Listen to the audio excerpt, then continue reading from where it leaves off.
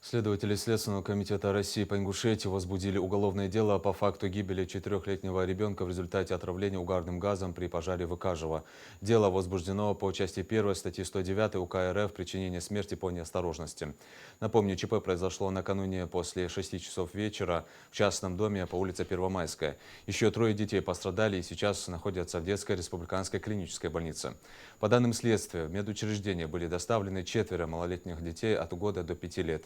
Несмотря на принятые меры, один ребенок 4 лет скончался, не приходя в сознание. Остальным пострадавшим оказывается необходимая медицинская помощь, говорится в сообщении.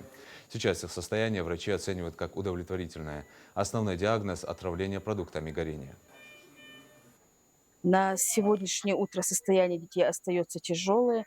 Все трое находятся на искусственной вентиляции легких. Всеми специалистами узкими осмотрены. Сегодня с утра был проведен консилиум.